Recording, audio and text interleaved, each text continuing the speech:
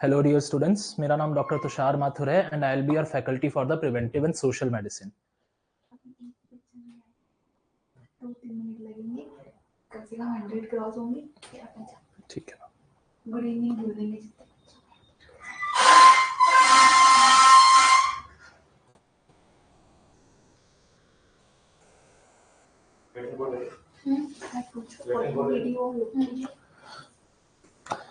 So students, audio और video आप लोगों के लिए completely comfortable है? Is there anything or any problem with the audio or video?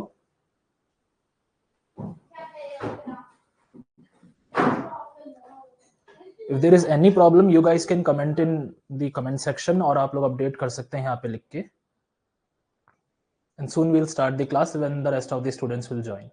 हम लोग क्लास स्टार्ट करेंगे अभी बाकी के स्टूडेंट्स जब ज्वाइन कर लें.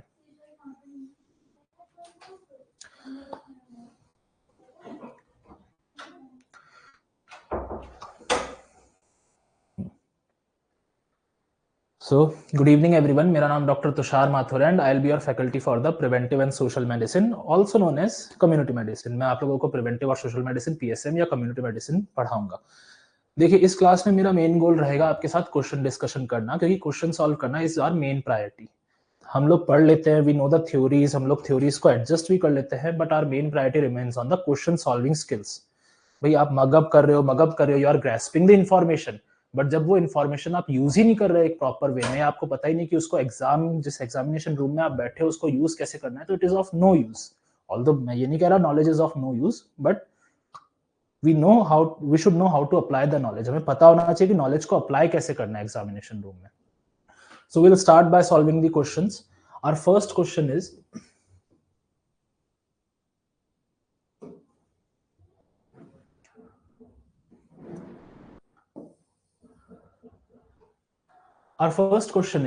percentage of available chlorine in the bleaching powder. Available, अब देखिए हम जानते हैं कि ब्लीचिंग पाउडर जो यूज करा जाता है उसके अंदर क्लोरीन होता है. क्लोरीन क्यों? क्योंकि ब्लीच के साथ साथ जो रिमेनिंग कलर सेगमेंट्स हैं या पार्टिकल सेगमेंट्स हैं वो उनको रिमूव कर दे. तो अगर इसका आंसर मैं आप लोगों को अपडेट करूं तो इसका आंसर आप मुझे बताइए क्या होना चाहिए.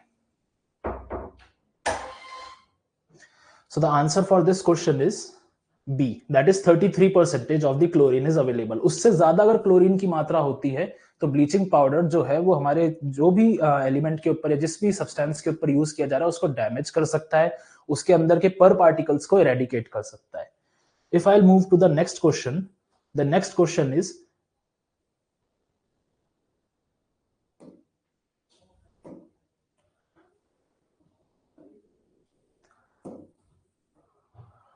इन drinking water what is the admissible amount of E coli. तो आप खुद सोचिए कि देखिए E coli, Escherichia coli is an infective agent, और ये इन्फेक्टिव एजेंट का main route of transmission usually हमारा जेनाइटो यूरिनरी ट्रैक्ट या फिर गैस्ट्रोइंटेस्टाइनल ट्रैक्ट रहता है. अब अगर एक भी हमारे पास कॉलोनी डेवलप हो रही है इकोलाई की और वो हमारी बावल वॉल को क्रॉस कर जाती है तो it will become an infectious agent. और अगर वो इन्फेक्शियस एजेंट एक कॉलोनी भी हमारे को आगे जाके ब्लड बॉर्न, उसको सारे न्यूट्रिशंस वगैरह अगर मिल रहे हैं, अगर उसको ब्लड बॉर्न न्यूट्रिशंस वगैरह सब कुछ अवेलेबल है, तो फिर यूज ही क्या है उसका. भाई इकोलाई अगर एक बार बॉडी के अंदर गया और ब्लड, मैं आपको एक्सप्लेन करता हूं, ये हमारी बावल है, इंटेस्टाइन जो होती है, ये इंटेस्टाइन की लेयर्स है. हम लोगों ने यहां से फूड कंज्यूम करा और इसमें इकोलाई की एक भी कॉलोनी आ गई और इंटेस्टाइनल बैरियर को अगर उसने क्रॉस कर दिया तो then it will enter the blood stream, portal circulation में एंटर कर जाएगा. पोर्टल सर्कुलेशन से एंटर करके it will go into the liver. और देखिए पोर्टल सर्कुलेशन में जब वो ब्लड में एंटर करेगा तो ब्लड के अंदर it will get the nutrition, oxygen हो गई, न्यूट्रिशंस हो गए, शुगर हो गई, क्योंकि our blood is also a content for sugar. और एक बैक्टीरिया किसी भी इन्फेक्टिव एजेंट को एक्सेप्ट वायरस, ग्रोथ फैक्टर सबसे अच्छा क्या होता है? Sugar component, nutrition, oxygen supply. अगर ये एरोब है और एनारोबिक है तो भी वो मैनेज कर जाता है. अब तो फिर ये यहाँ पे तो अपनी कॉलोनीज, मल्टीपल कॉलोनीज डेवलप करना चालू कर देगा, और जब ये मल्टीपल कॉलोनीज डेवलप करेगा तो फिर हमें इकोलाई के इन्फेक्शंस आने चालू हो जाएंगे. Same happens with the urinary tract. अगर यूरिनरी ट्रैक्ट के अंदर ये मेरा ब्लैडर है, ये हमारा यूरेथ्रा है, यूरेथ्रा के अंदर या फिर यूटीआई के थ्रू कहीं से भी एस्केरिशिया कोलाई अगर एंटर कर जाता है तो एस्केरिशिया कोलाई एंटर करते ही यहां से परफ्यूज होके ब्लड स्ट्रीम में जाएगा. ब्लड स्ट्रीम या फिर सिस्टेमिक सर्कुलेशन में एंटर करते ही सिस्टेमिक सर्कुलेशन में जैसे ही कोई भी इन्फेक्टिव एजेंट एंटर करेगा वो अपनी कॉलोनीज को डेवलप करना ग्रो कर देगा। और यहीं पर एक इंपॉर्टेंट कंसेप्ट आता है कि क्रूशियल टाइम क्या होता है। मैं यहीं पे एक इंपॉर्टेंट कंसेप्ट क्लियर कर देता हूं, क्रूशियल टाइम। तो क्रूशियल टाइम जो मेरा रहता है that is 4 hours. This is considered कि भाई कॉलोनी एक इन्फेक्टिव एजेंट को अपनी कॉलोनी डेवलप करने में जो टाइम लगता है, इन्फेक्टिव कॉलोनी डेवलप करने में जो टाइम लगता है, उसको हम लोग बोलते हैं क्रूशियल टाइम। और 6 आवर्स जो आता है वो मेरे पास गोल्डन पीरियड आता है, that is a golden period, कि इस ड्यूरेशन के अंदर अंदर हम लोग अगर एंटीबायोटिक मैनेजमेंट कर देते हैं तो वो कॉलोनी हम कंट्रोल कर सकते हैं। Is it clear students? Is there any doubt? तो आप मुझसे पूछ सकते हैं।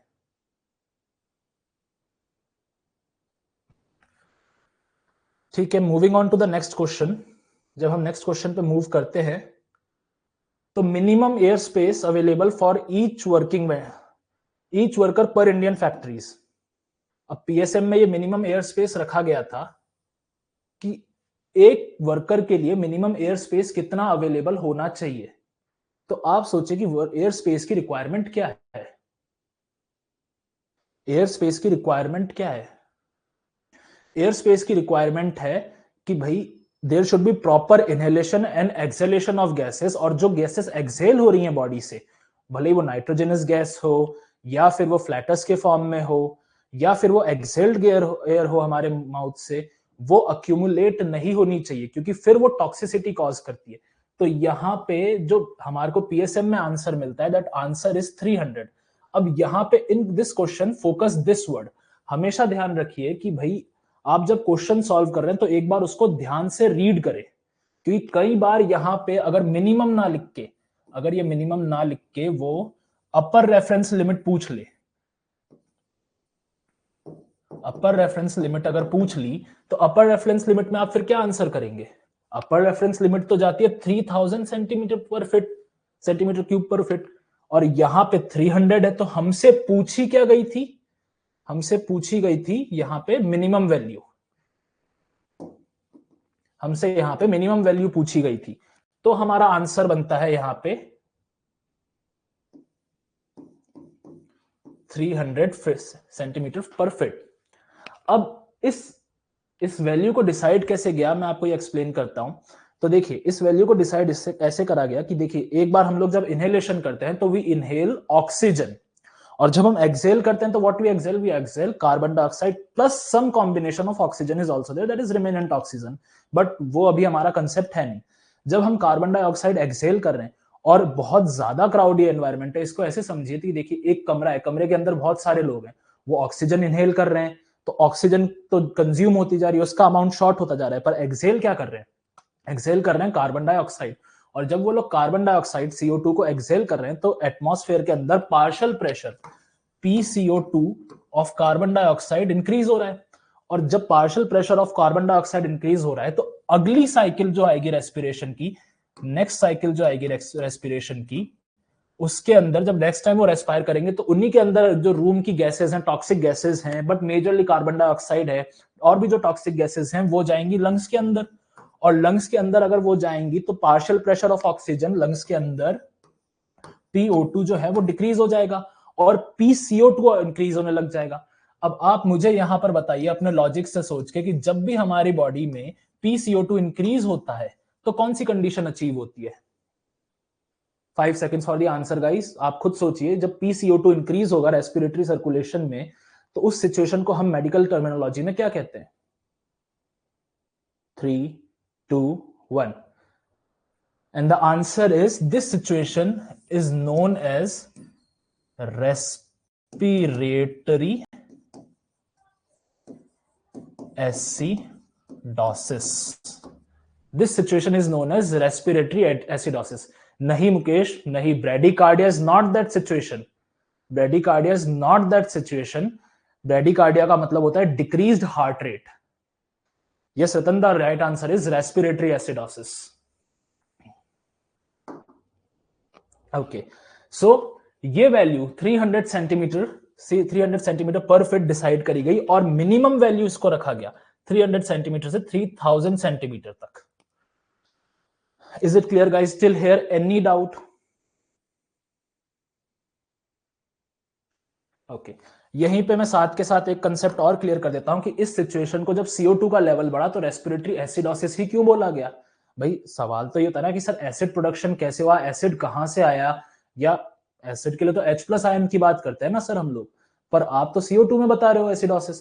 तो भाई CO2 में मैं एसिडोसिस इसलिए बता रहा हूं क्योंकि carbon dioxide is itself an acidic gas, और जब कार्बन डाइऑक्साइड का लेवल एलिवेटेड होगा तो हमारे बॉडी में H+ आयन का लेवल भी एलिवेट हो जाएगा, बाइकार्बोनेट का कम हो जाएगा।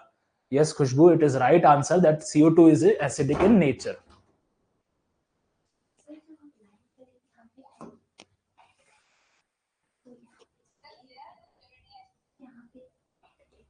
और फिर एक और बार एंड आएगा। Okay, now moving on to the next question guys. If till here any doubt is there, आप मुझे बताइए and I'll solve it on the spot.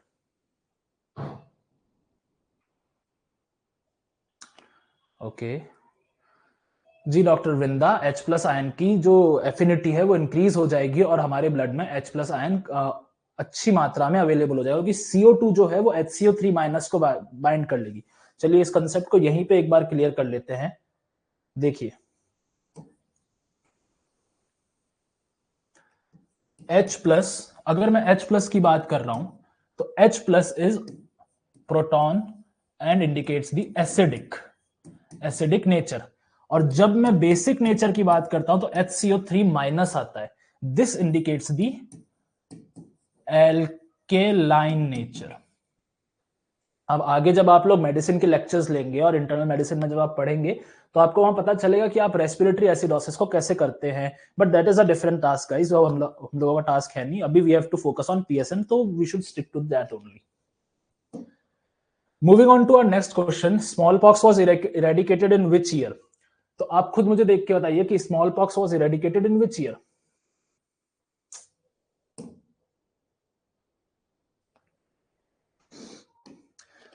So answer हम सबके सामने लिखा हुआ है, दैट इज अ कंप्लीट रट्टाफिकेशन थिंग गाइस। ये तो डेटा है, इसमें मैं एक्सप्लेन कुछ नहीं कर सकता, बट आपको कुछ हिस्ट्री बता सकता हूं। द कंप्लीट एक रट्टाफिकेशन डेटा है, ईयर 1980। अब इसमें मैं एक्सप्लेन क्या करूंगा? आप सोचेंगे सर आप एक्सप्लेन क्या करोगे इसमें, ये तो डेटा ये रटने वाला। तो इसमें जो इंपॉर्टेंट थिंग है याद रखने के लिए वो ये है कि जो लास्ट हमारे पास डेटा देखा गया था दैट इज 17 में 1975 इन दी बिहार, और वो भी कहां से आया था? That came from Bangladesh, that is not of Indian citizen, वो बांग्लादेश से आया था। There was an infected chap in the Bangladesh, और वो बांग्लादेश से जब आया तो वो अपने साथ साथ स्मॉल पॉक्स लेकर आया था। On 5th July 1975, India was proclaimed to be no longer a small endemic country. इस डेटा को और इन दो डेटास को आपको याद रखना है। Is it clear? और ये अथॉरिटी किसने दी थी? तो ये अथॉरिटी और ये राइट दिया था international commission for assessment of small pox eradication. उस टाइम पे स्मॉल पॉक्स और वायरल डिजीज को इरेडिकेट करने के लिए एक मूवमेंट चल रहा था, और वो WHO असेस करा था, और WHO ने इस बॉडी का फॉर्मुलेशन करा था, और इस बॉडी ने राइट दिया था कि भाई हमारे को अथॉरिटी दी थी और हमारे को डिक्लेयर करा था कि yes now the India is small pox free. और अभी अगर एग्जाम में आपसे पूछ ले कि वायबल स्मॉल पॉक्स कहां पे अवेलेबल है, तो आपका आंसर कोई कंट्री नहीं होगी, बट आपका आंसर होगा लेबोरेटरीज के अंदर। अब यहाँ पे उठेगा सर हम लोगों ने लेबोरेटरीज में स्मॉल पॉक्स को संभाल के क्यों रखा है? तो भाई देखो, हम लोगों ने लेबोरेटरीज में स्मॉल पॉक्स को संभाल के इसलिए रखा है क्योंकि इन फ्यूचर अगर हमारे पास कोई म्यूटेंट फॉर्म आता है तो उस म्यूटेंट फॉर्म के लिए वैक्सीन डेवलप करना या फिर उसके ट्रीटमेंट स्ट्रेटेजी डेवलप करना, आगे जाके भी अभी भी जो स्मॉल पॉक्स की वैक्सीन होती है उनको डेवलप करने के लिए हमें वायबल फॉर्म की जरूरत पड़ती है। Is it clear?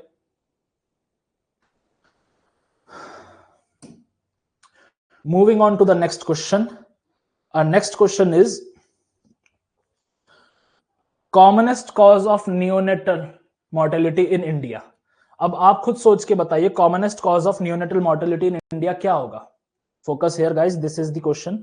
Commonest cause of neonatal mortality in India. कोई बोलेगा सर इन्फेक्शंस, कोई बोलेगा प्रीमेच्योर बर्थ। तो देखिए commonest cause of neonatal mortality is low birth weight. मैं यहां पे मार्क कर देता हूं।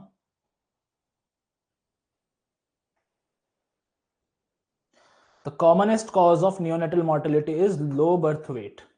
अब सवाल यह है कि लो बर्थ वेट क्यों भाई? तो लो बर्थ वेट इसलिए है क्योंकि देखिए इन्फेक्शन है, इन्फेक्शन आप एक बार क्योर कर सकते हैं, ठीक है। अब देखिए ये कंप्लीटली हार्डकोर पीएसएम का डाटा है, इसको एक्सप्लेन करने के लिए बस एक ही चीज आती है यहाँ पर, जितना हमें पार्क और अदर रेफरेंस जो जर्नल्स हैं बताते हैं कि देखिए डायरियल डिजीज को कंट्रोल करा जा सकता है, अदर इधर वो प्लेसेंटल डायरिया हो, इधर वो एमनियोटिक डायरिया हो, या आफ्टर बर्थ जो हो वो ऑस्मोटिक डायरिया हो। कंजेनाइटल एनोमैलीज हैं, कंजेनाइटल एनोमैलीज, ठीक है, देयर आर कंजेनाइटल एनोमैलीज जो कि जैसे कि जॉइंडिस में क्रिगलर नाजर हो गया, क्रिगलर नाजर जॉइंडिस जो होता है उसकी वजह से हो गई, पेटस डक्टस आर्टेरियोसस हो गया, या फिर न्यूरल ट्यूब डिफॉर्मिटीज हो गई, उनकी वजह से या तो तुरंत डेथ नहीं होती, और जिनमें तुरंत डेथ हो जाती है उनकी केस स्टडीज बहुत कम रेशियो में, बहुत कम परसेंटेज में, बट लो बर्थ वेट की प्रेवलेंस हमें ज्यादा मिलती है। लो बर्थ वेट जो चीज है उसकी प्रेवलेंस हमें सबसे ज्यादा मिलती है, इसलिए it is the most common cause of neonatal mortality. तो हमें हमेशा क्वेश्चन की टर्मिनोलॉजी पे फोकस कर रहा है कि वो पूछना क्या जा रहा है। जब भी आप एग्जाम में बैठे हैं तो सबसे पहले अपना कॉमन सेंस लेकर बैठिए कि हाँ भाई आराम से रिलैक्स रहिए, देखिए सॉरी, आराम से रिलैक्स रहिए, एग्जाम में बैठिए, अपना कॉमन सेंस लेकर बैठिए कि भाई पहले आराम से पूरा क्वेश्चन पढ़िए, समझिए और फिर आंसर पे जंप करिए। एक क्वेश्चन को सॉल्व करने के लिए दो स्ट्रेटेजीज आती है मैं वो यहीं पे बता देता हूं।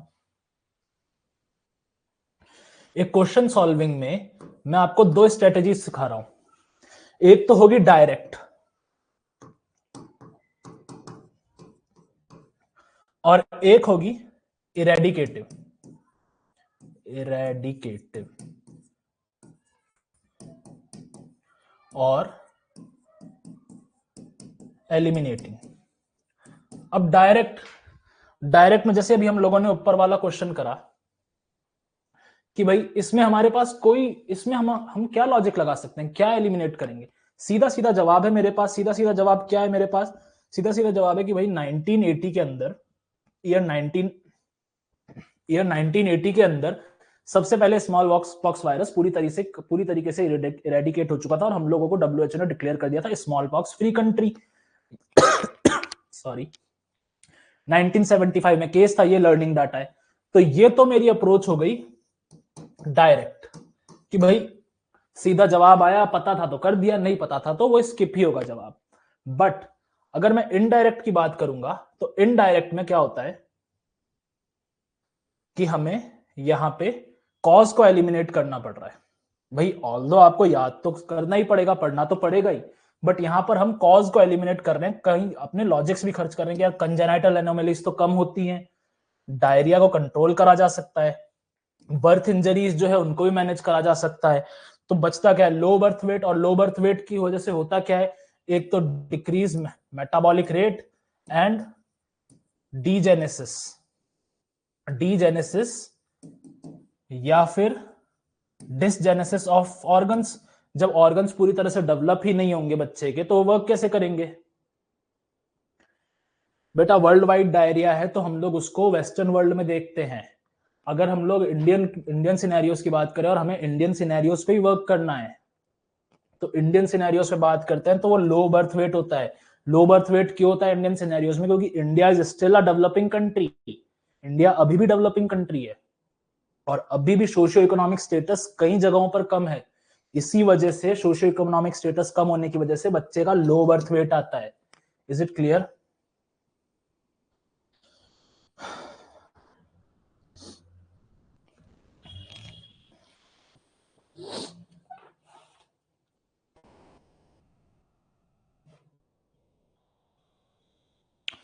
अब दिस इज हार्डकोर पीएसएम का डाटा।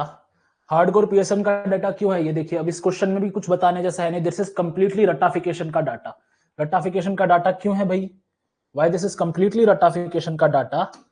क्योंकि देखिए पॉपुलेशन के हमें एज ग्रुप याद ही करना पड़ेगा, हमारे पास कोई और ऑप्शन ही नहीं है, हमें एज ग्रुप 15 ईयर्स टू 65 तक इसको रटना ही पड़ेगा।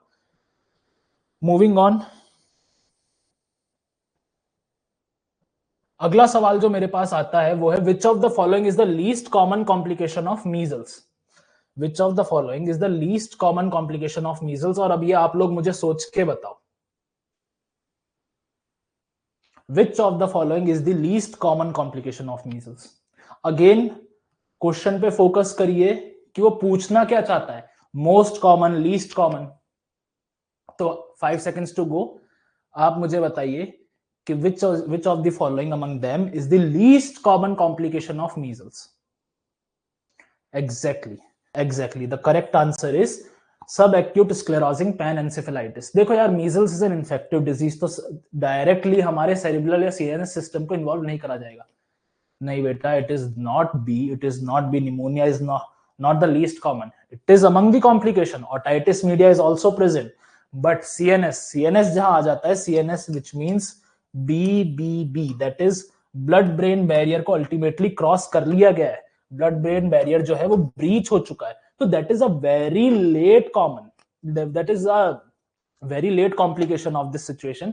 उससे पहले हमारे पास डायरिया आ जाएगा, कोई बावल इफेक्ट हो जाएगा, जो गैस्ट्रोइंटेस्टाइनल सिस्टम है वो कॉम्प्रोमाइज हो जाएगा, निमोनिया आ जाएगा क्योंकि लंग्स भी कॉम्प्रोमाइज हो जाएंगे। अल्टीमेटली ब्लड सप्लाई जो है, सिस्टेमिक सप्लाई जो है, लिम्फेटिक सप्लाई जो है, जो पूरा सिस्टेमिक सर्कुलेशन है, वो इसको इजीली सप्लाई कर रहा है, इसको इजीली सप्लाई कर रहा है, इसको इजीली सप्लाई कर रहा है। यहाँ इन जगहों पर तो कोई भी बैरियर नहीं है ना, ऑटाइटिस मीडिया में भी वो इजीली पहुंच जाएगा।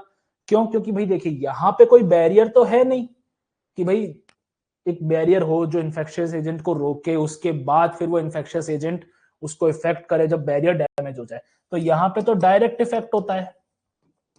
बट ब्लड ब्रेन बैरियर क्यों? क्योंकि देखिए, जब मीजल्स आएगा तो फिर उसके लिए एंटीजेंस बनेंगे, एंटीबॉडीज आएंगी, एंटीबॉडीज इस ब्लड ब्रेन बैरियर को डैमेज करेंगी, फिर वो जो मीजल्स का इन्फेक्टिव एजेंट है वो एंटर करेगा ब्रेन के अंदर, और फिर वहां पर एंसेफेलाइटिस आएगा, स्क्लेरोसिंग एंसेफेलाइटिस। उसमें आपके देखिए पैथोलॉजी के अंदर आपको डिपॉजिटेड फाइबर्स और वो सब देखने को मिलेगा, but that is a different thing. Coptic spots आते हैं, कॉप्टिक स्पॉट्स आते हैं, बिल्कुल आते हैं, वो होते हैं हमारे माउथ के अंदर। कॉप्टिक स्पॉट्स का कंसेप्ट ये है कि you'll see the reddish color blood vessels और distortions in the mouth। वो रेडिश कलर डिस्टॉर्शंस जो होंगे उनके बीच में आपको ब्लू पेलर देखने को मिलेगा। Is it clear? BBB बेटा is blood brain barrier, blood brain barrier.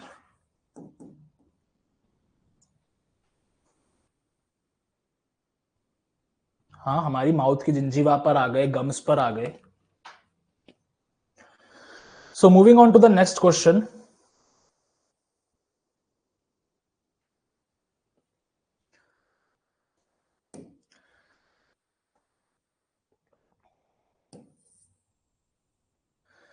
Residents of 3 villages with 3 different types of water supply were asked to participate in a study to identify।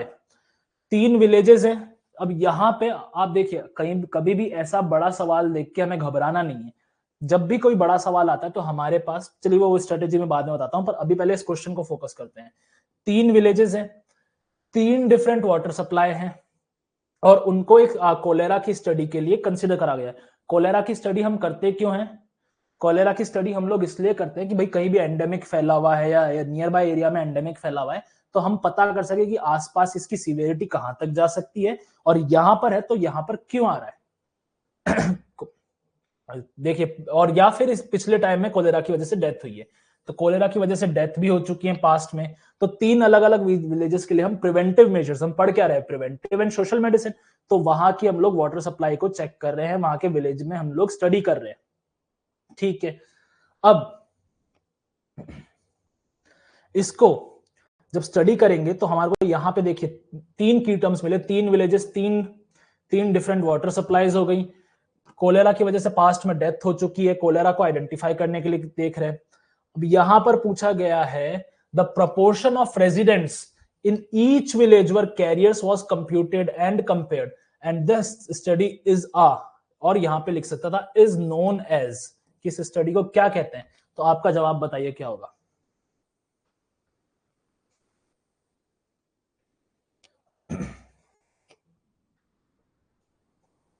इस स्टडी को हम लोग कहते हैं cross sectional study. Cross sectional study क्यों कहा गया? कि देखिए, हम लोगों ने 3 विलेज को अलग अलग सेक्शंस में बांटा, अलग अलग वाटर सप्लाई में बांटा। एक क्रॉस सेक्शन में हम क्या लेते हैं? एक स्पेसिफिक पार्ट ही लेते हैं, कोहॉर्ट स्टडी नहीं बोलेंगे बेटा, कोहॉर्ट स्टडी हम लोग बिल्कुल भी नहीं बोल सकते, कॉन्करेंट स्टडी बिल्कुल भी नहीं बोल सकते, क्योंकि वो कंबाइंड होती है। क्रॉस सेक्शन स्टडी जब हम लोग सेपरेट कर स्टडी करते हैं, जब हम लोग सेक्शंस में डिवाइड करते हैं, जब आप लोग पैथोलॉजी देखते हो, पैथोलॉजी पढ़ते हो, पैथोलॉजी की स्लाइड्स को स्टडी करते हो, तो हम लोग क्रॉस सेक्शंस देखते हैं ना, तो क्रॉस सेक्शंस में अलग अलग पार्ट्स को, ब्रेन के क्रॉस सेक्शन में अलग अलग पार्ट्स को स्लाइस करा जाता है ताकि हम ईच पार्ट को प्रॉपर्ली स्टडी कर पाए। तो वैसे यहाँ पे 3 अलग अलग विलेजेस थे, उनके अलग अलग वाटर सप्लाई बनाई, अलग अलग वाटर सप्लाई थी, तो उनको हम लोगों ने अलग अलग स्टडी करा। Is it clear guys till here? Any doubt, anything which has to be asked, आप मुझसे पूछ सकते हैं। 10 seconds टाइम।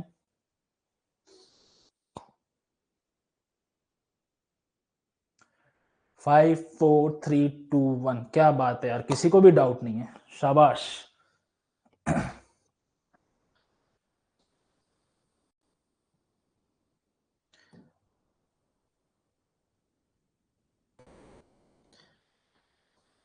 देखिए ये क्वेश्चन अभी आप लोगों के लिए इतना इंपॉर्टेंट नहीं है और आजकल के कैरिकुलम में इतना पूछा भी नहीं जाता, तो I am skipping this part.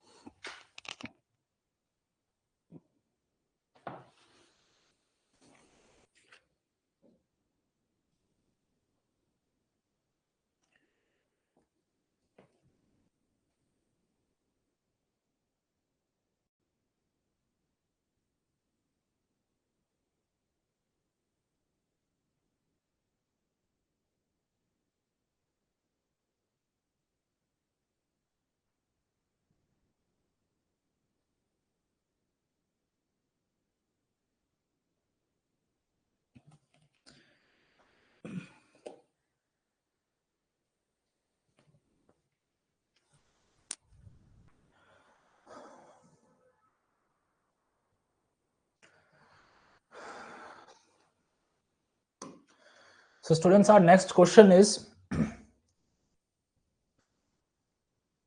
reservoir of Indian Kalazar is?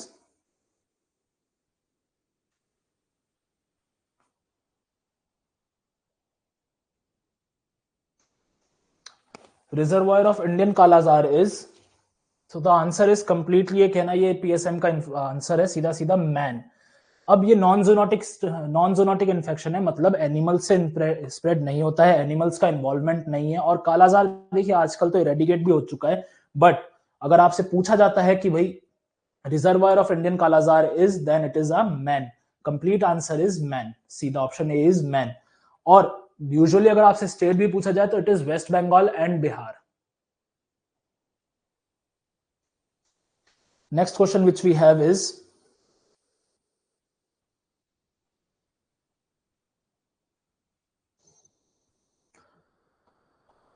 all of the following features are suggestive of asbestosis.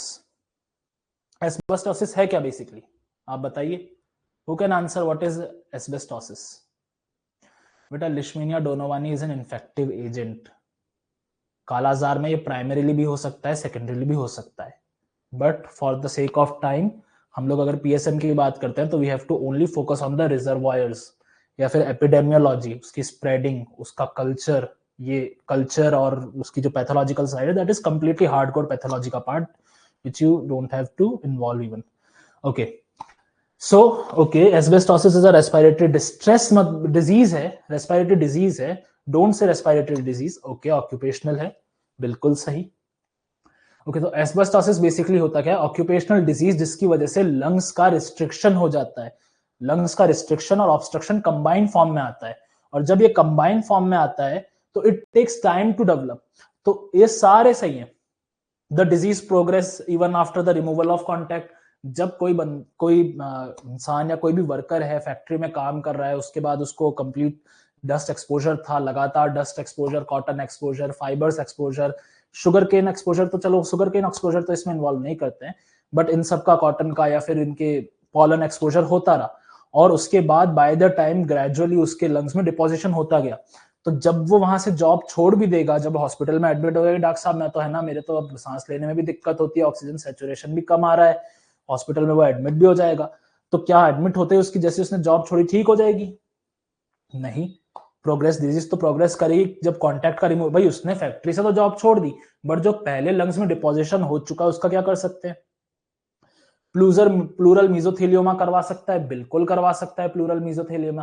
Pleura जो होती है, देखिए ये हमारे लंग्स हैं, ये हमारे लंग्स हैं, इन लंग्स के चारों ओर एक कवरिंग लेयर होती है जिसको मैं बोलता हूं प्लूरा। प्लूरल स्पेस के अंदर अगर मीजोथेलियम सेल्स ओवर प्रोडक्टिव या म्यूटेट स्टेज में चले गए तो उसको प्लूरल मीजोथेलियमा कहते हैं, बिल्कुल करवा सकती है। स्प्यूटम जो है, स्प्यूटम जो आएगा उसमें एस्बेस्टोसिस की एंटीबॉडीज होंगी या एस्बेस्टोसिस की बॉडीज होंगी। तो सीधी बहुत इजी सी बात है, जब लंग की डिजीज है, लंग के अंदर फाइबर्स, कॉटन प्लाक वगैरह सब कुछ डिपॉजिट हैं, तो वो कॉटन प्लाक फाइबर्स जो हैं, जब पेशेंट कफ करेगा या उसके अंदर से जो भी स्प्यूटम या लिक्विड प्रोडक्शन आएगा उसके अंदर हमें कॉटन प्लाक फाइबर्स मिलेंगे, जिसके बेसिस पे तो हम डिक्लेयर कर पाएंगे ना this is known case of asbestosis. But asbestosis में अब यहां पर the important thing to know is कि भाई एस्बेस्टोसिस के केस के अंदर within 5 years of exposure disease नहीं आ जाती है, within 5 years of exposure disease नहीं आ जाती है, डिजीज टेक 5 to 10 years का कोर्स। तो the correct answer is A, that is asbestosis के केस में with in 5 years of exposure, with in 5 years of exposure disease नहीं आ जाती है। अब देखो ये हार्डकोर डेटा नहीं है, मैं इसको I can't say that this is hardcore data. अब आप बोल रहे हो कि सर ये हार्डकोर डेटा क्यों नहीं है? भाई किसी पेशेंट, सबकी बॉडी अलग अलग है, किसी में 3 साल में भी आ गई, किसी में हो सकता है कि 6 साल में आई, तो ये हार्डकोर डेटा नहीं। बट प्रिवेंटिव और सोशल मेडिसिन की स्टडीज में देखा गया है 5 years से लेकर 10 years तक का ड्यूरेशन है। कि किसी वर्कर ने आज कंपनी ज्वाइन करी, कंटिन्यूअसली एक्सपोजर रहा, फाइबर्स का डिपोजिशन रहा, तो सिम्टम डेवलप होने में 5 साल से 10 साल का ड्यूरेशन है, 5 to 10 years का ड्यूरेशन है। तो lower limit 5 years, upper limit 10 years। Is it clear till here? Any doubt? Okay, moving on to our next question.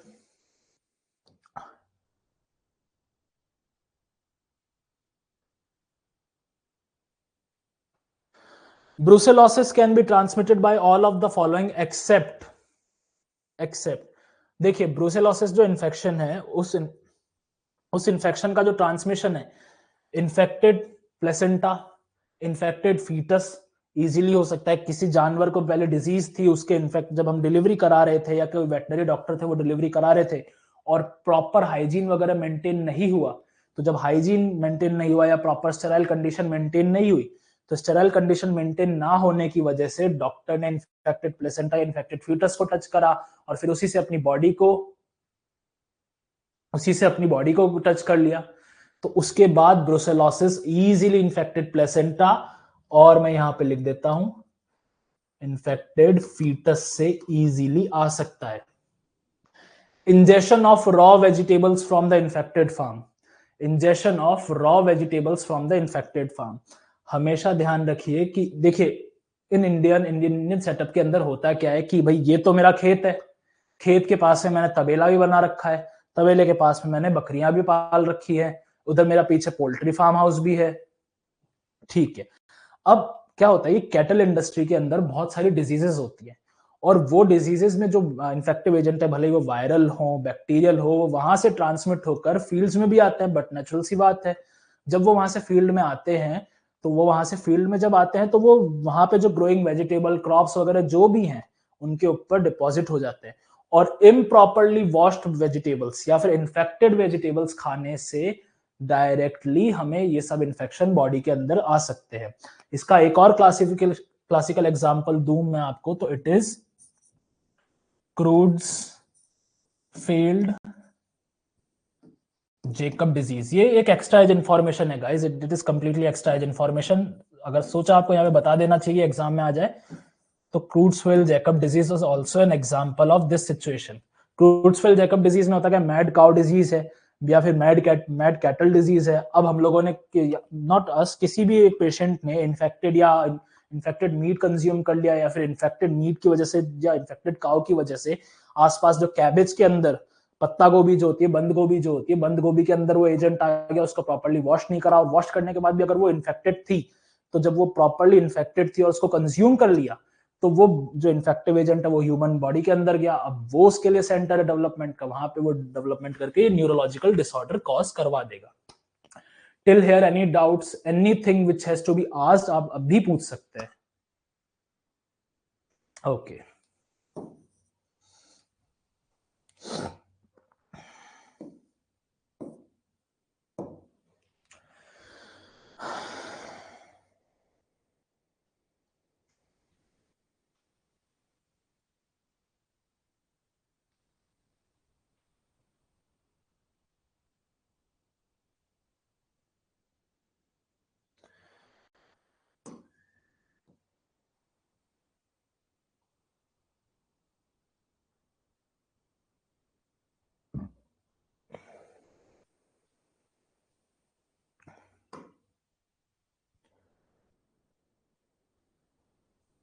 Next question है, which of the following statement about the lepromin is not true. अब आप मुझे खुद एक बार बताइए सोच के कि लेप्रोमिन के यूजेस क्या होते हैं। लेप्रोमिन ड्रग के बारे में हम सब ने फार्मा में पढ़ा ही है, तो आप मुझे बताइए लेप्रोमिन के यूजेस क्या होते हैं। अगेन गाइस, ये भी एक कॉमन सेंस वाली बात है, although it is a very hit and trial thing जो मैं बोलना जा रहा हूं, बट इसको भी एक याद करिए कि देखिए वर्ड देखिए क्या है, लेप्रोमिन, इसको बांट दीजिए lepro, somewhat related to the laparoscopy. अब ये लेप्रोस्कोपी का डायग्नोस्टिक टेस्ट तो नहीं है। लेप्रोमिन हम लोग यूज क्यों करते हैं, to check the severity of disease. तो which of the following statement is not true, सीधा सीधा मेरे पास जवाब निकल के आता है कि it is a diagnostic test. वो एक डायग्नोस्टिक टेस्ट कहीं से भी नहीं है, it is not at all a diagnostic test, it is to evaluate the immune status of a laparoscopy patient. हम जब किसी भी लेप्रोसी के पेशेंट का जब हम लोग इम्यून स्टेटस इवेल्युएट करते हैं, तो उसके अंदर वी गिव द लेप्रोमिन, और उसके बाद हम टेस्ट करते हैं कि एंटीबॉडी फॉर्मेशन क्या चल रहा है। लेप्रोसी को टाइप बताने के लिए हम लोग लेप्रोमिन यूज करते हैं। और प्रोग्नोसिस, डिजीज का प्रोग्नोसिस क्या होता है, देखिए प्रोग्नोसिस का मतलब कि आगे जाके इस डिजीज का आउटकम क्या होगा। फॉर एग्जाम्पल रेबीज है, रेबीज के अंदर हाइड्रोफोबिया आता है। हाइड्रोफोबिया क्यों आता है, लेरिंजोस्पाज्म की वजह से आता है, और रेबीज में डेथ भी हो जाती है। तो आगे जाके इस डिजीज का क्या है, प्रोग्नोसिस खराब है, आगे जाके डेथ है, तो we have the worst prognosis. But ऐसे कोई डिजीज है जैसे कि फॉर एग्जाम्पल आप हमारे जो इन्फेक्शन होते हैं, नेजल इन्फेक्शन हो गए या फिर राइनाइटिस वगैरह हो गए, तो अभी मैं इसका एंटीबायोटिक मैनेजमेंट करूंगा, आगे जाके इसका आउटकम अच्छा है कि हाँ ये पूरी तरह से क्योर हो जाएगी अगर पेशेंट हमारा प्रॉपर्ली एंटीबायोटिक्स कंज्यूम करता है, तो देन इट विल बी कि हाँ भाई प्रोग्नोसिस इज गुड। तो ये प्रोग्नोसिस के लिए यूज करी जाती है, क्लास टाइप बताने के लिए किस टाइप की लेप्रोसी है, और इम्यून स्टेटस क्या है पेशेंट का। ओके, लेप्रोमिन कभी भी डायग्नोसिस के लिए यूज नहीं करी जाती, it is not a diagnostic test at all. Moving on to the next question, guys.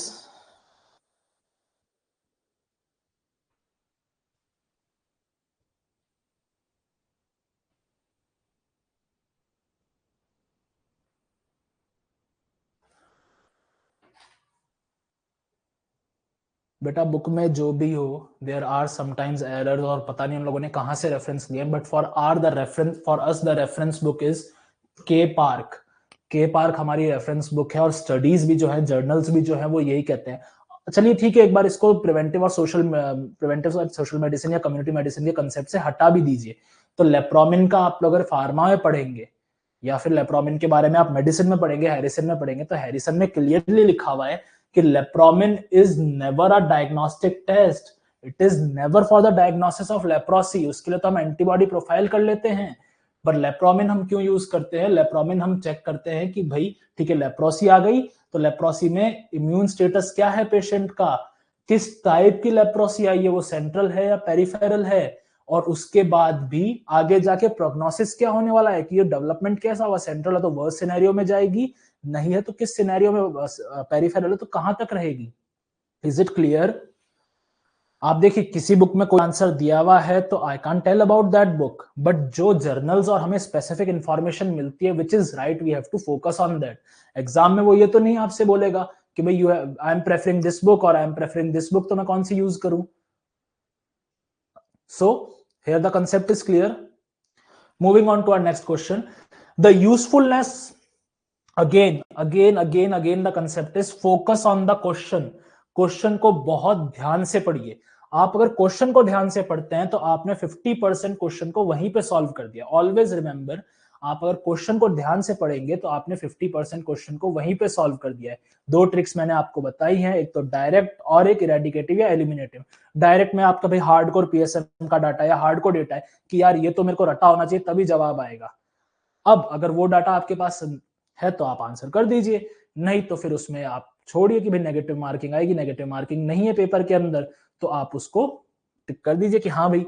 But elimination point का मतलब क्या आता है कि भाई ये तो नहीं हो सकता, ये नहीं हो सकता, ये। अब जैसे इसका देखते हैं, usefulness of a screening test, ठीक है, रिलायबिलिटी, ठीक है, रिलायबल होना चाहिए test, but reliability major criteria थोड़ी है। एक टेस्ट है जो 2 डिजीज के लिए रिलायबल है, बट उसको हम लोग दोनों डिजीज में करेंगे तो एक डिजीज तो फॉल्स पॉजिटिव हो जाएगी, एक डिजीज ट्रू पॉजिटिव हो जाएगी। प्रिडिक्टिव वैल्यूज कभी भी डेटा बन के नहीं रहती। प्रिडिक्टिव वैल्यूज तो हमें एक एस्टिमेटेड वैल्यू देती है कि हाँ यार ये इतनी वैल्यू है टेस्ट की, उतनी वैल्यू के अंदर अंदर अगर फॉल कर गया तो डिजीज आ गई, तो ये भी एक क्या कहते हैं क्राइटेरिया नहीं आता। स्पेसिफिसिटी, टेस्ट की स्पेसिफिसिटी एक ही डिजीज के लिए हो, ठीक है, बट उस टेस्ट की सेंसिटिविटी क्या है कि वो टेस्ट कितना सेंसिटिव है, कितना एक्यूरेट है, वो एक्यूरेसी हमें डिफाइन करती है कि भाई what is the status of test और what is the usefulness of screening test.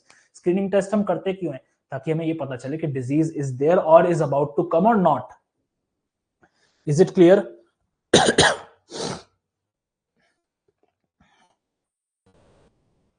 Screening test के लिए मोस्ट इंपॉर्टेंट क्राइटेरिया है सेंसिटिविटी, और कंफर्मेशन टेस्ट के लिए है स्पेसिफिसिटी।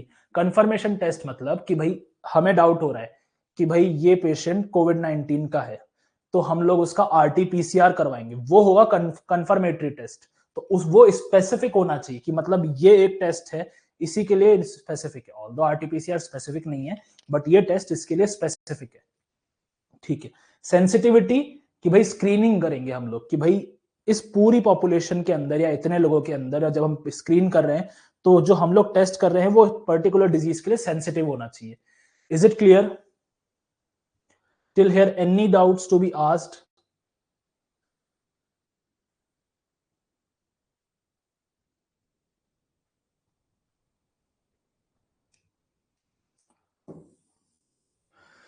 ओके, कोई भी डाउट अभी तक? Again 10 second time guys. 5 4 3 2 1 and that's great कि कोई डाउट नहीं है भाई, ठीक है। Again and again I am telling, if you have any doubt you can ask in the comment section, I will be here, I will be clearing your doubts itself. We are practising the question क्योंकि हमें question करना आना चाहिए। अब again hardcore data आ गया कि भाई ये तो याद ही होना चाहिए, ये याद होगा तभी आंसर होगा, इसमें एलिमिनेशन वाला या लॉजिक लगाने का तो कोई पर्पस ही नहीं बनता है। ये तो मुझे याद है तो ये होगा, अदरवाइज तो ये नहीं होगा। तो our next question is, lice are not the vector of relapsing fever, Q fever, trench fever और epidemic typhus. Guess the answer guys, answer क्या होगा इसका? Yes, the answer is Q fever. और क्यू फीवर क्यों है? देखो Q fever एक zoonotic disease है, it is a zoonotic disease. कोई मुझे जूनोटिक डिजीज के बारे में बता सकता है कि what is zoonotic disease? Zoonotic disease क्या होती है? जो एक एनिमल से स्प्रेड हो, जैसे कि शीप, गोट, कैटल, या अदर डोमेस्टिक एनिमल्स हो गए, मैंने बताया था क्रूट्सफील्ड जेकब डिजीज के बारे में भी, वो अभी जस्ट पहले ही बताया था, that is an example of zoonotic disease. ठीक है, यूजुअली क्यू फीवर हमें देखने को कहां पे मिलता है? In the population of Haryana, Punjab, Delhi, Rajasthan, क्योंकि देखिए यहाँ पे कैटल फार्मिंग बहुत कॉमन है। बिल्कुल सही, animal to human spread is known as zoonotic spread.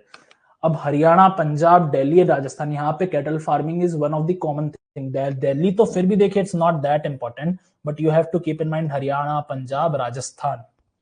And for the Q fever the causative agent is Coxiella burnetii. Coxiella burnetii जो है that is the causative agent. ठीक है, so it is zoonotic, it is not spreaded from lice. Lice होती तो भाई वो arthropod हो गया ना। लाइस क्या होती है? हम लोगों ने 11th-12th में जब एनिमल क्लासिफिकेशन या एनिमल किंगडम पढ़ा था, तो लाइस इज क्लासिफाइड इनटू आर्थ्रोपोड्स। लाइस जो है, लाइस को मैं क्लासिफाई करता हूं आर्थ्रोपोड में।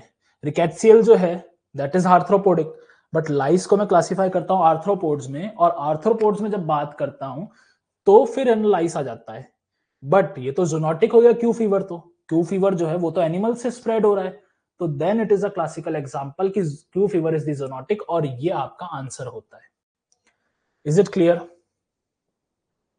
Till here? Any doubt guys, you can comment in, मैं बार बार बोल रहा हूं, you can ask in the comment section, I will be clearing the doubts.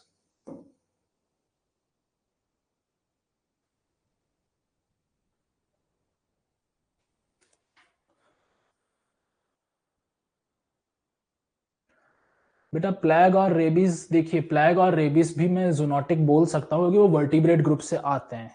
Rabies तो मैं बोल सकता हूँ जूनोटिक केस में, प्लेग का वर्टिब्रेटा के केस में ही है, रैट्स में। बट अभी तक स्टडीज मुझे कहते हैं कि पार्शियली जूनोटिक और पार्शियली आर्थ्रोपोडिक भी उसको माना जाता है। ठीक है, बट अभी प्लेग और रेबीज को भी आपको, प्लेग और रेबीज को भी आपको हिंदी, सॉरी, उसको आपको जूनोटिक ही मान के चलना है।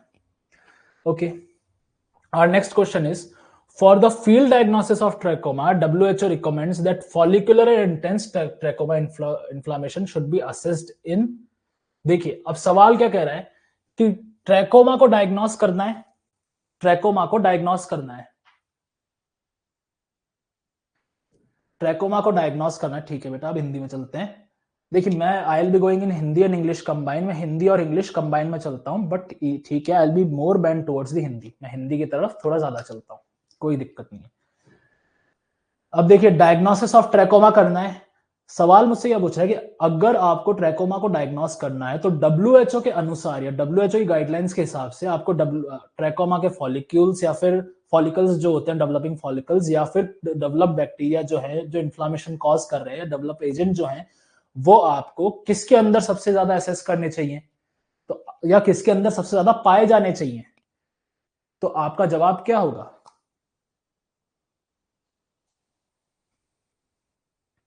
तो आपका जवाब होता है चिल्ड्रन। बच्चों के अंदर ट्रैकोमेटस इन्फेक्शन ज्यादा पाया जाता है। Yes guys, you are right children, बच्चों के अंदर ट्रैकोमेटस इन्फेक्शन ज्यादा पाया जाता है। ठीक है, और अमंग चिल्ड्रंस देखिए ये क्या है कि ट्रैकोमेटस इन्फेक्शन जो है अगर वो हमारी नर्व या चाइजम्स को इन्वॉल्व कर लेता है तो वो ब्लाइंडनेस कॉज कर सकता है, और ये होती है bilateral blindness. Bilateral blindness, bilateral blindness का मतलब कौन बताएगा मुझे? बाइलेटरल ब्लाइंडनेस का मतलब होता है कि दोनों तरफ ब्लाइंडनेस आ जाना। Is it clear? कुछ भी ऐसा है जो अभी तक डाउट में है तो आप बता सकते हैं। Moving on to our next question, अगला सवाल देखिए, अगला सवाल मुझसे क्या कहता है। The next question is, which of the following statements are true regarding the leptospirosis? इनमें से कौन सा स्टेटमेंट लेप्टोस्पायरोसिस के बारे में सही है? आपके आपके ऑप्शंस हैं, is it a zoonosis, it is man to dead end of host, man is an accidental host, या फिर lice act as an reservoir of infection. तो इसका जवाब क्या होगा? बेटा ठीक है, यहाँ पे आपने सवाल पूछा है trachoma why affected only in children. तो देखिए पीडियाट्रिक एज ग्रुप जो होता है, बच्चों का एज ग्रुप जो होता है, उसमें इम्यून सिस्टम जो होता है वो डेवलपिंग होता है, और जब डेवलपिंग इम्यून सिस्टम के अंदर बच्चा होता है या initial phase of immune system में होता है, इम्यूनाइजेशन पूरे नहीं हुए होते हैं, तो उस वजह से बच्चे के अंदर एंटीबॉडीज डेवलप नहीं होती हैं, मेमोरी सेल्स, बी सेल्स, वो पूरा एक इम्यूनोलॉजी का एक लेक्चर है, बट अभी आपको शॉर्ट एंड समराइज में बताता हूँ। Memory cells, B cells, T cells, thymus, marrow, lymph nodes, ये सब अभी डेवलपिंग स्टेज में है। तो ट्रैकोमा इन्फेक्शन जो है वो यहाँ पे उसको यहाँ पर अपॉर्चुनिटी मिलती है कि यार अभी तो डेवलपिंग स्टेट में है, जब डेवलपिंग स्टेट में है तो मैं इजीली इन्फेक्ट कर सकता हूँ, और जब मैं इजीली इन्फेक्ट कर सकता हूँ तो वो कौन, और डेवलपिंग स्टेट में कौन है, बच्चा ही तो है डेवलपिंग स्टेट में। तो ट्रैकोमा जो इन्फेक्शन है वो अपॉर्चुनिस्टिक होता है बच्चों में, और बच्चों में ये भी याद रखना ये क्या कॉज करता है, तो वो अल्टीमेटली ब्लाइंडनेस कॉज कर देता है। यूजुअली ट्रैकोमा इन्फेक्शन जो है वो लो सोशियो इकोनॉमिक स्टेटस कंट्रीज जैसे कि साउथ अफ्रीकन कंट्रीज वगैरह में देखने को ज्यादा मिलता है हमें। Good evening. तो coming back to the question, which of the following statements are true regarding the leptospirosis? Leptospirosis जो है, क्या वो जूनोटिक इन्फेक्शन है? नहीं, वो जूनोटिक इन्फेक्शन नहीं है। ठीक है। Man is the dead end of the host? बिल्कुल भी नहीं, मैन कभी डेड एंड नहीं होता होस्ट का। मैन एक्सीडेंटल होस्ट है? बिल्कुल भी एक्सीडेंटल होस्ट नहीं है। बट लाइस जो है, जिसके बारे में हम अभी जस्ट पहले पढ़कर आए, lice act as an reservoir of an infection. इसका एक्सप्लेनेशन देख लीजिए। देखिए, लाइस इज एन आर्थ्रोपोड, और लाइस जो है, lice is a reservoir of infection.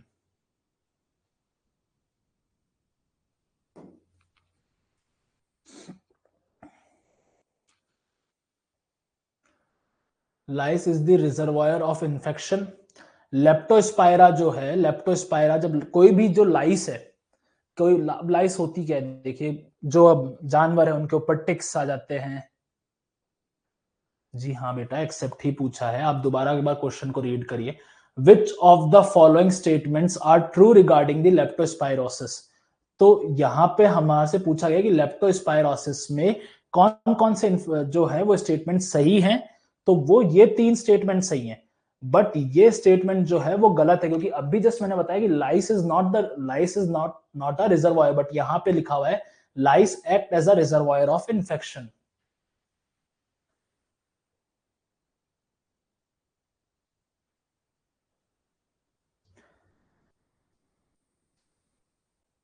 तो देखिए, अब लाइस क्या होती है, देखिए लाइस क्या होती है, लाइस देखिए टिक्स हो गई, एनिमल्स के स्किन के ऊपर पाई जाती हैं, तो ये सब रिजर्वायर ऑफ इन्फेक्शन है, बट ये जानवरों से तो नहीं आ रहा। तो और ये जो लेप्टोस्पायरोसिस है, ये एक जूनोटिक इन्फेक्शन है। लेप्टोस्पायरोसिस जब एक जूनोटिक इन्फेक्शन है, तो इस जूनोटिक इन्फेक्शन होने के नाते, जूनोटिक इन्फेक्शन होने के नाते ट्रांसमिट होगा एनिमल्स से, और जब ये एनिमल्स से ट्रांसफर होगा तो या तो ये एनिमल यूरिन से ट्रांसमिट होगा, इनफैक्ट एग्रीकल्चर या लाइफ स्टॉक फार्मर्स को ज्यादा होगा, क्योंकि वही लाइफ स्टॉक में डील करते हैं। शुगर केन फील्ड्स में देखने को मिलेगा। शुगर केन फील्ड्स में क्यों देखने को मिलेगा? क्योंकि that is a sugar rich area, easily growing area है। अंडरग्राउंड सीवर्स में देखने को मिलेगा एरोबिक, उसके वजह से एप्टॉय वर्कर्स में देखने को मिलेगा, मीट इंडस्ट्री में देखने को मिलेगा, एनिमल हैंडलर्स या एनिमल हस्बेंड्री में या वेटनरी डॉक्टर्स के अंदर आपको देखने को मिलेगा। तो this is about the leptospirosis. Again our next question is, under the national program of control of blindness in India, medical colleges are classified as eye care centers of। अब यहां पूछा गया कि मेडिकल कॉलेजेस जो हैं national programme for control of blindness in India, national programme for control of blindness in India, medical college को किस category में क्लासिफाई करा जाता है? तो मेडिकल कॉलेजेस को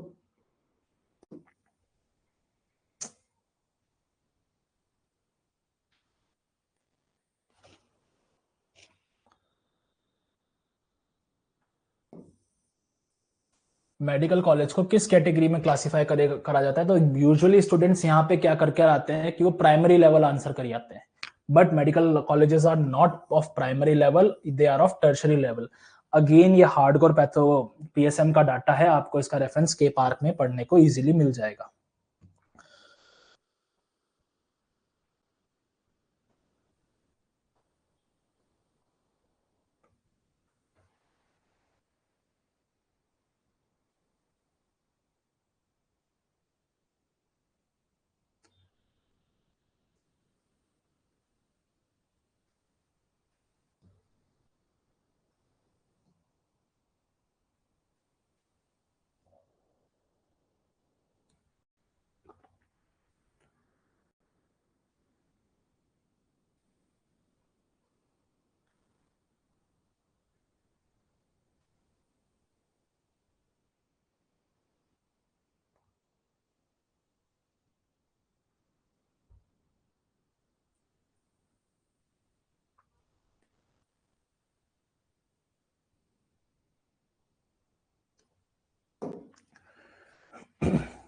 moving on to the next question, हमारा नेक्स्ट सवाल है अगेन हार्डकोर पैथोलॉजी का ही डाटा है।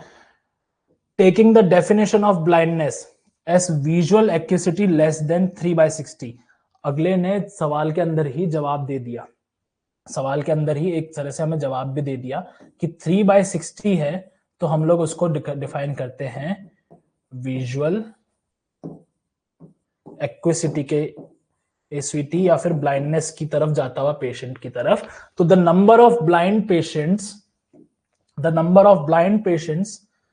पर 10,000 population in India is estimated to B.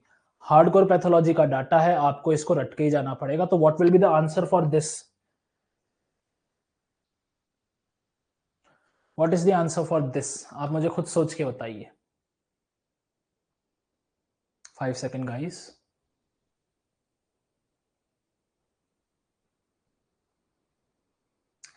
The answer for this is 7%. 7% या 700। अब ये 700 कैसे लिया गया? अगर आपको एग्जामिनेशन के अंदर वो पर 1000 दे देता, एग्जाम के अंदर क्वेश्चन में अगर वो आपको चेंज करके डेटा चेंज करके अभी उसने 10,000 पूछा है आपसे, तो 10,000 का 7% कितना होता है? 10,000 का 7% आता है 700। ओके, बट अगर वो क्वेश्चन में, एग्जामिनर क्या करेगा, क्वेश्चन में खेलेगा। यहाँ पे 10,000 है, उसने 1000 कर दिया, तो 1000 कर दिया तो आंसर क्या होगा? 1000 कर दिया तो आंसर चेंज होके क्या हो जाएगा? सिंपल मैथमेटिक्स है गाइस, इट विल बी 70। तो अगेन हार्डकोर पैथोलॉजी का डाटा है, आपको जो याद रखना है that is not the number but the percentage which should be remembered.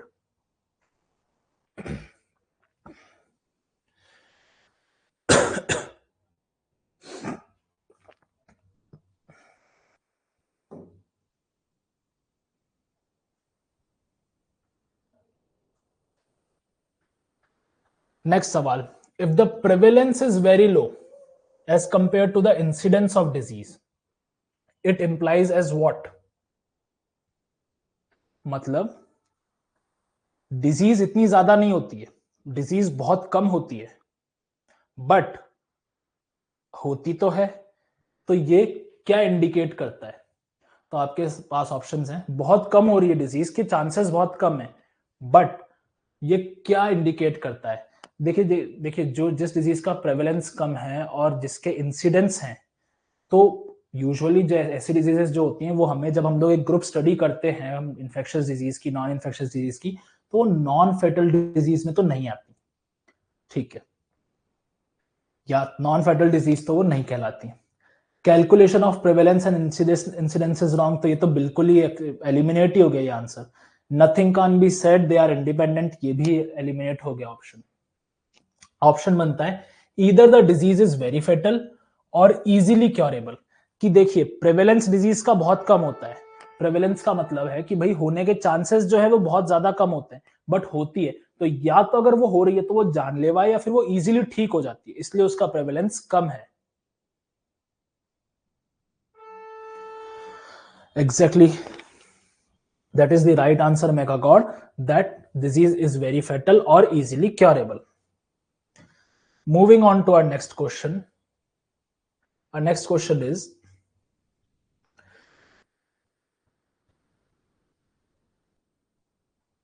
The following is true about prevalence and incidence, ठीक है, which of the following is true about the prevalence and incidence. अब आप खुद सोच के बताइए, both are the rates, गलत। Prevalence is rate but incidence is not, बिल्कुल भी नहीं, इंसिडेंस रेट है, इंसिडेंस का मतलब होने के चांसेस रेट है, तो ये भी गलत हो गया। Incidence is rate but prevalence is not, ये सही है। इंसिडेंस इज रेट कि कितनी परसेंट पॉपुलेशन में हमें पाई जाती है disease. Both are not rates, ये भी गलत है, क्योंकि देखिए इंसिडेंस तो रेट होता है ना। तो the correct answer for this question goes as C, कि भाई incidence is rate and prevalence is not rate. Prevalence कई कई केसेस में रेट होती है, बट प्रेवलेंस को रेट क्यों लिया जाता है? क्योंकि वो एक रेशियो के फॉर्म में होती है, x बाय x के फॉर्म में उसको लिया जाता है, तब जाके वो रेट बनती है। तो ये एक हार्डकोर पीएसएम का डाटा है कि इंसिडेंस तो मतलब कि कितनी प्रतिशत पॉपुलेशन में वो पाई जा रही है, 100 जनों में से कितने जनों में पाई जा रही है। और प्रेवलेंस मतलब उसके होने के चांसेस क्या है।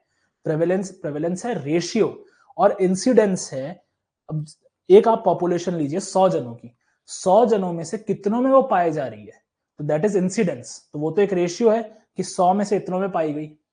बट प्रेवलेंस कि होने के चांसेस क्या हैं, वो होती है। तो होने के चांसेस अगर कम भी हो सकते हैं, ज्यादा भी हो सकते हैं, कोई श्योरिटी तो है नहीं। तो इसी वजह से प्रेवलेंस को पार्शियली रेट कंसीडर करा जाता है, कंप्लीटली या एब्सोल्यूट रेट या रेफरल रेट कंसीडर नहीं करा जाता है। Is it clear guys? यहां तक कुछ भी ऐसा जो अभी तक आपको डाउट में हो? Okay, moving on to our next question.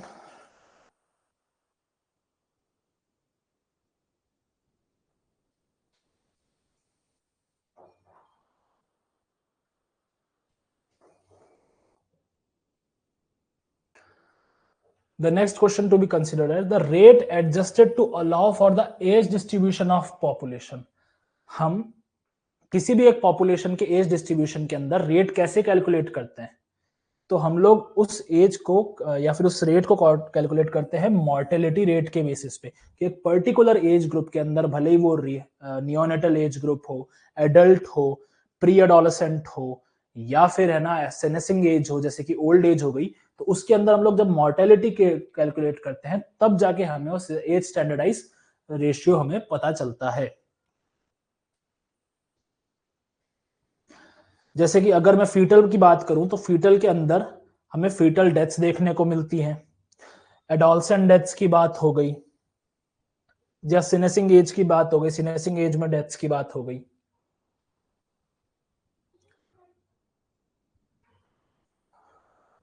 Coming on to the next question,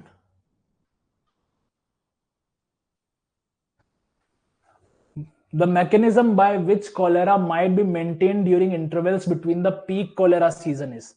देखिए, अब सवाल क्या पूछ रहा है कि एक स्पेसिफिक पॉपुलेशन के अंदर कॉलेरा फैला हुआ है, तो कॉलेरा खुद की इन्फेक्टिव रेट को बरकरार कैसे रखेगा, अपने इन्फेक्शन को मेंटेन कैसे रखेगा?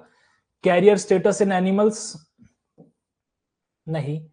देखिए, हो सकता है कि एनिमल्स को सारा, जब हम लोग कॉलेरा के लिए मैनेजमेंट कर रहे हैं, प्रिवेंशन कर रहे हैं, तो हम लोग कैटल्स को सारों को है ना पॉपुलेशन से अलग कर दें। Carrier status in man?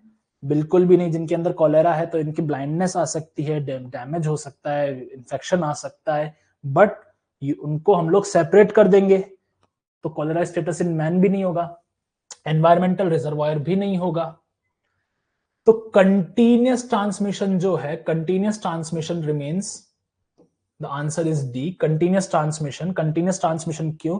कि एक इन्फेक्ट हुआ तो उससे दूसरा हुआ, दूसरा हुआ तो उससे तीसरा, तो ऐसे कॉलेरा अपने आप को एक पॉपुलेशन के अंदर परसिस्ट रखता है कि I will survive in this population. Cholera कहता है I will survive in this population, मैं इस पॉपुलेशन में बरकरार रहूंगा, कैसे? स्प्रेड हो के।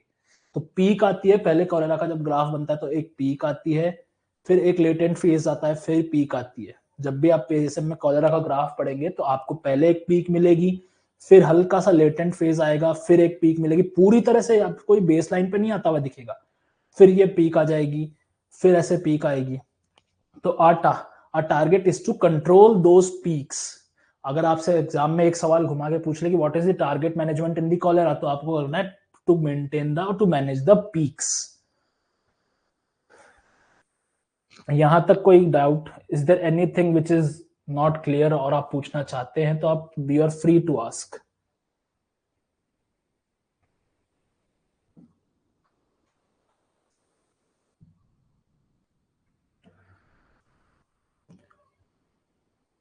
Thank you so much, guys. That was for the class today. All the best. You guys are doing great. Keep the pressure up. Exam पास आ रहा है, but we have time, we will study. अगर हम लोग ढंग से पढ़ेंगे तो हम लोग अच्छा कर लेंगे. Thank you so much.